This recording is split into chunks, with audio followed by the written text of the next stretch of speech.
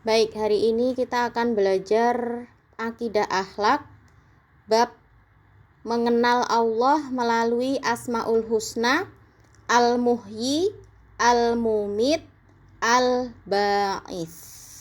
Ya. Masih ingat ya, Asmaul Husna itu ada 99.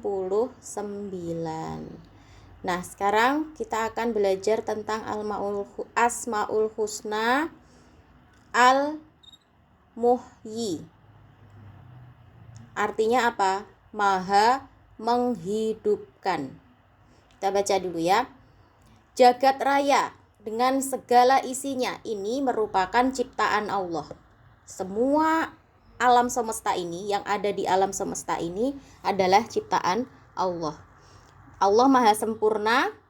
Ya, Allah memiliki Asmaul Husna yang berjumlah 99 yang telah disebutkan dalam Al-Quran. Nama-nama tersebut bukan sekedar nama, melainkan nama-nama yang baik yang sesuai dengan sifatnya. Jadi bukan sekedar nama, ya, bukan sekedar nama panggilan, Nazira misalnya. Ya. Bukan sekedar nama, tapi apa? Nama-nama itu adalah nama-nama yang baik yang sesuai dengan sifat Allah. Apabila kita menyebut nama-nama tersebut, maka akan bermanfaat dan berpengaruh besar terhadap sikap dan pekerjaan yang sedang kita lakukan. Oleh karena itu, biasakanlah mengucapkan Asmaul Husna, terutama ketika akan memulai belajar. Jadi disunahkan ketika kita berdoa itu dengan menggunakan nama-nama Allah. Ya, misalnya Ya Rahman, Ya Rahim, Ya Malik, ya Kudus, Ya Salam. Berdoa dengan memuji Allah menggunakan nama-nama Allah yang baik tadi, Al-Asmaul Husna namanya. Ya. Nah, sekarang kita akan mengenal sifat Asmaul Husna Allah, yaitu Al-Muhyi, artinya maha menghidupkan. Maksudnya apa? Allah maha menghidupkan. Ya, kita baca dulu ya. Makhluk hidup yang ada di dunia ini tidak ada satupun yang tiba-tiba muncul sendiri. Ya, percaya enggak? Ada enggak makhluk hidup yang tiba-tiba muncul sendiri? Tiba-tiba hidup sendiri? Ya, enggak ada. Tidak ada manusia yang bisa menciptakan dirinya sendiri. Ya, tidak ada makhluk yang bisa menciptakan dirinya sendiri, walaupun dengan teknologi secanggih apapun. Misalnya, kalau Jepang bisa membuat robot manusia, ya, robot yang bisa jadi pelayan restoran misalnya. Ada nggak? Nazira pernah nggak ke restoran yang pelayannya robot manusia? Pernah? Kira-kira itu sama nggak dengan manusia buatan Allah? Tidak, ya. Tidak ada makhluk yang bisa menciptakan dirinya sendiri. Ya, semua makhluk di muka bumi ini siapa yang menciptakan? Allah. Allah yang menciptakan dan yang menghidupkan. Ya.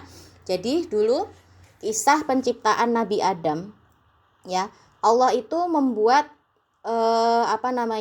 seperti boneka, ya, bentuknya boneka terbuat dari tanah liat, ya. Kemudian boneka tanah liat tadi itu ditiupkan ruh ke dalamnya, kun fayakun, ya, maka terjadilah, ya, akhirnya boneka tadi hidup dan menjadi manusia.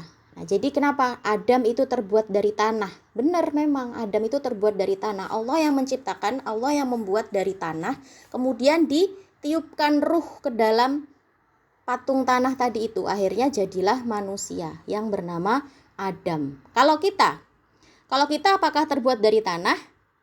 Tidak, ya. Kita ini dilahirkan oleh ibu, ya. Nah, kedua orang tua, ya. Kemudian lahirlah manusia-manusia yang lain. Ya, jadi kita ini manusia-manusia setelah Nabi Adam itu tidak terbuat dari tanah. Ya, hanya Nabi Adam yang terbuat dari tanah. Siapa yang membuat? Allah. Nah, dari benda mati tadi itu, ya, tanah tadi itu, ya, benda mati kan. kemudian ditiupkan ruh oleh Allah, akhirnya menjadi hidup. Nah, itulah kenapa kemudian Allah disebut dengan Al-Muhyi, artinya yang maha menghidupkan.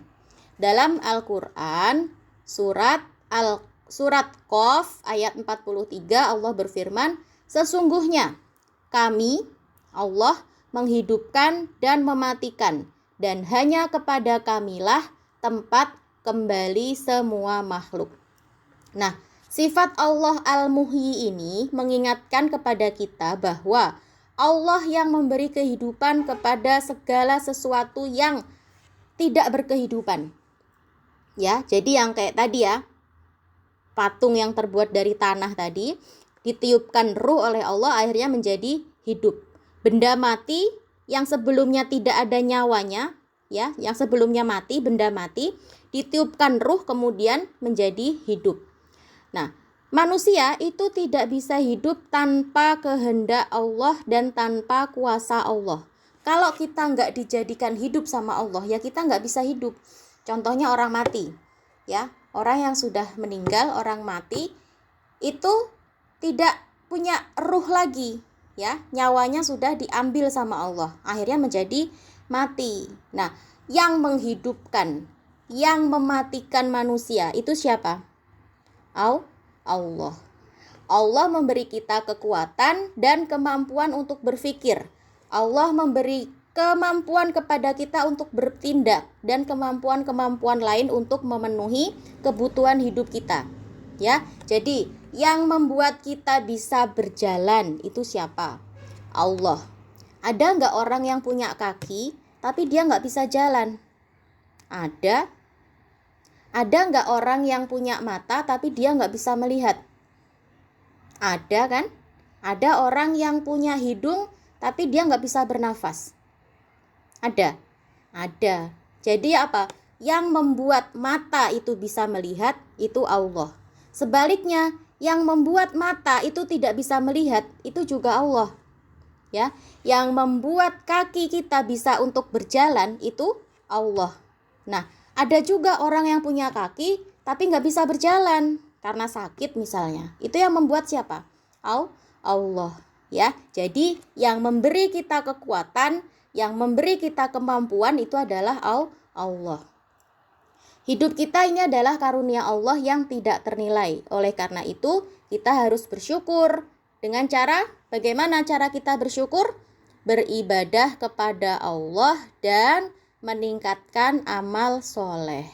Nah, pernah nggak bertanya-tanya, kenapa sih kita harus sholat 5 waktu?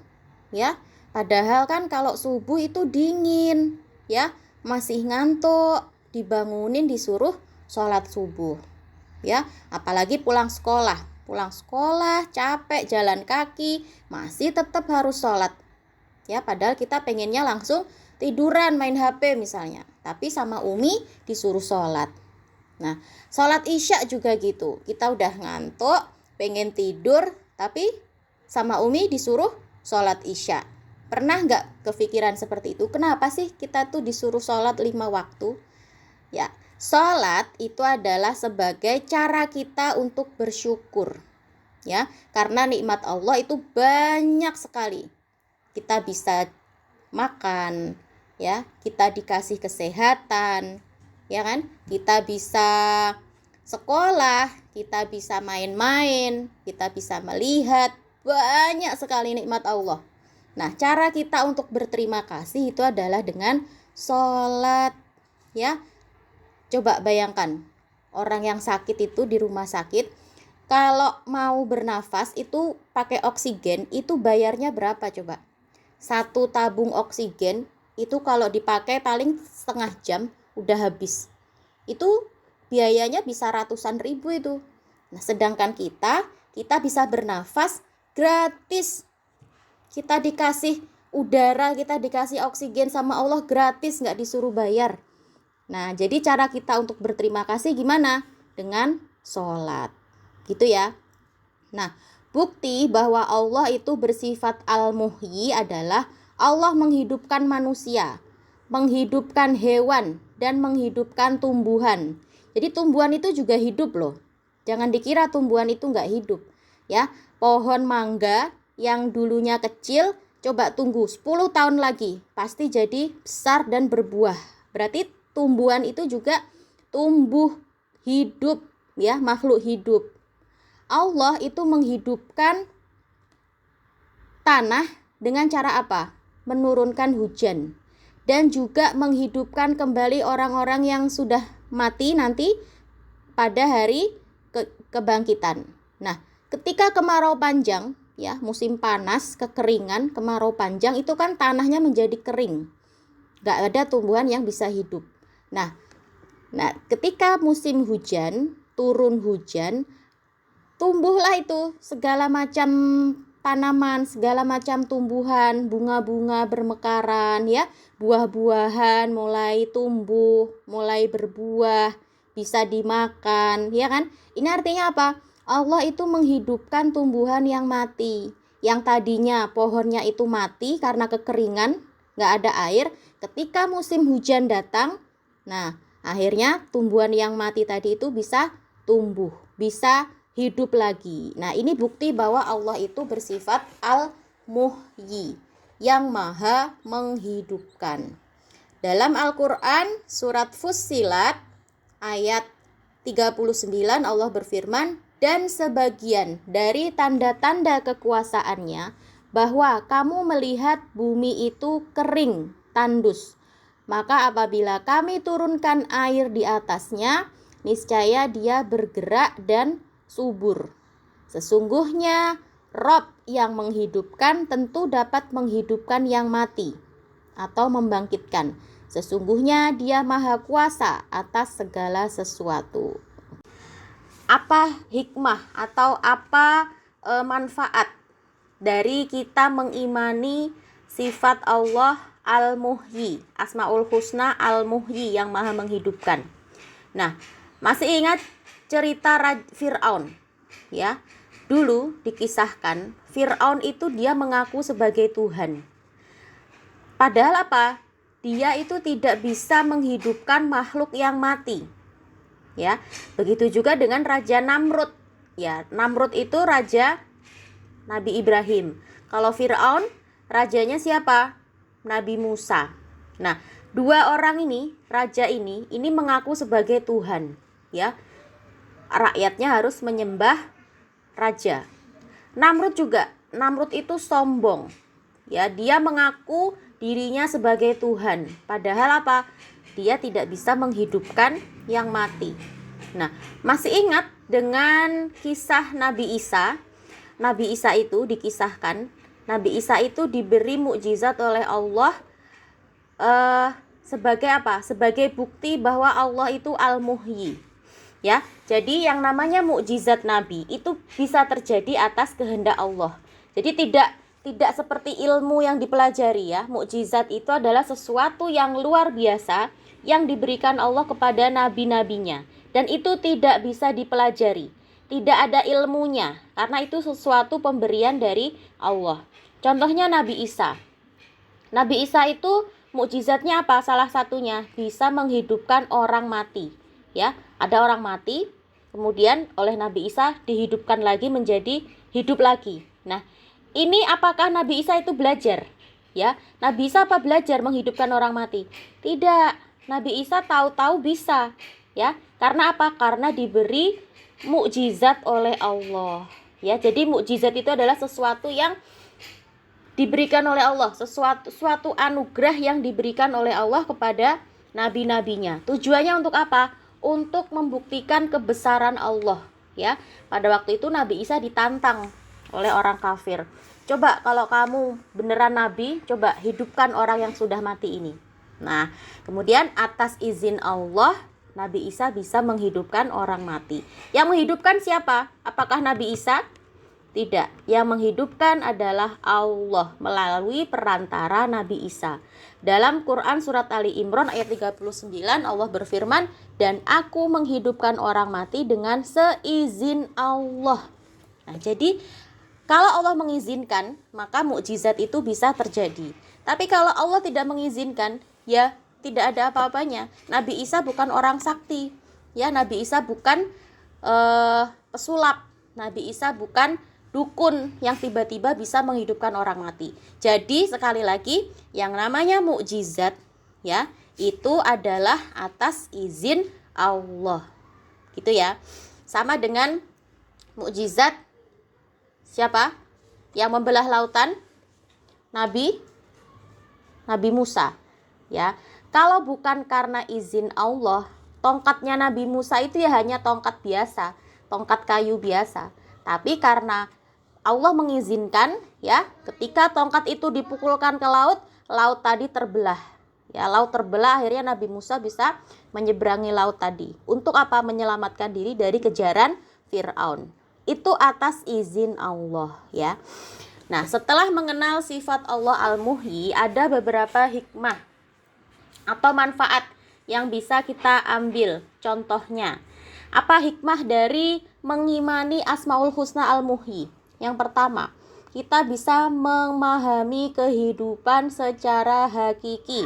Artinya apa? Memahami tujuan hidup ini adalah untuk mencapai ridho Allah dengan meluruskan niat dan mengerti tugas hidup adalah beribadah dan memakmurkan bumi. Jadi ketika kita beriman dengan Asmaul Husna Allah Al-Muhyi ini, maka kita bisa memahami tujuan hidup ini. Ya, tugas kita di dunia adalah untuk apa? Beribadah dan memakmurkan bumi. Jadi nggak boleh kita serakah ya, seperti yang terjadi. Manusia sekarang serakah ya, maunya apa? Maunya mengeruk bumi ya, digali terus, minyak bumi digali terus ya, tambang digali terus, pohon-pohon di hutan semuanya ditebang ya. Karena apa? Karena manusia serakah.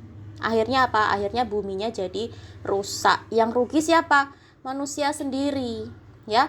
Kalau hutan-hutan itu pohonnya ditebang semua, ketika terjadi hujan lebat ya, tanah itu nggak bisa menyerap air karena pohonnya sudah diambil semua, ditebang semua ya. Tanah nggak bisa menyerap air, akhirnya menjadi banjir. Nah, yang rugi siapa? Yang rugi manusia lagi gitu. Jadi apa? Tugas kita di dunia ini adalah untuk beribadah dan memakmurkan bumi. Itu yang pertama. Kemudian kita harus memelihara kelangsungan hidup sesama manusia. Dalam Al-Quran diisyaratkan bahwa manusia sebagai pemberi hidup. Artinya apa? Artinya kita harus saling menjaga nyawa manusia. Ya, kita harus saling menjaga nyawa sesama makhluk hidup. Tidak boleh membunuh. Ya, tidak boleh membunuh. Barang siapa yang menghidupkan, maksudnya bukan membuat orang mati menjadi hidup ya, tapi apa? Memelihara kehidupan seorang manusia. Maka seolah-olah dia telah memelihara kehidupan manusia semuanya. Kalau ya kita ini menjaga, saling menjaga, tidak menyakiti dengan sesama manusia, maka itu sama saja dengan kita memelihara kehidupan manusia semuanya. Makanya kenapa kita nggak boleh saling berantem, nggak boleh saling menghina, nggak boleh membuli ya. Karena apa? Karena orang kalau sudah sakit hati ya, sering dihina misalnya, sering dibully, akhirnya sakit hati. Nah, itu bisa dendam. Kalau orang sudah dendam itu bisa melakukan perbuatan yang dibenci Allah, membunuh. Ya, banyak sekarang terjadi kasusnya seperti itu di Indonesia. Ya, yang awalnya orangnya itu suka diejek ya, suka dibully, suka dihina, akhirnya dia sakit hati. Nah, karena sudah dendam, sakit hati, dendam, akhirnya dia membunuh orang yang mengejek tadi itu. Nah, itu perbuatan yang sangat dibenci oleh Allah ya. Dengan kita beriman dengan Asmaul Husna Al-Muhyi, maka kita harus memelihara nyawa manusia, sesama manusia. Ya, tidak boleh membunuh. Kemudian kita harus bisa memberi makna terhadap kehidupan. Keberadaan hidup kita harus bisa bermanfaat untuk orang lain. Nah, jadi kita hidup di dunia ini jangan disia-siakan. Hidup kita ini harus bermanfaat kepada orang lain. Misalnya, kalau kita pinter, maka kita bisa mengajar Dengan ilmu kita bermanfaat untuk orang lain. Kita bisa mengajar. Misalnya kalau kita kaya, kita bisa bermanfaat dengan bersedekah kepada orang lain, membantu orang lain, ya. Intinya apa? Hidup kita ini harus bermanfaat, ya. Jangan jadi orang yang tidak berguna, gitu ya. Kemudian selanjutnya, tidak berputus asa jika mengalami kegagalan. Dengan memahami sifat Allah Al-Muhyi, maka kita akan sadar bahwa Allah akan menghidupkan, Allah akan memberikan kemudahan kepada hambanya yang mengalami kegagalan. Kemudian menjaga dan melestarikan kehidupan alam sekitar dengan baik. Nah, itu tadi di antara manfaat kita beriman dengan Asmaul Husna Al-Muhyi. Oke, sudah selesai pertemuan kita untuk hari ini. Insya Allah besok kita lanjutkan lagi ya.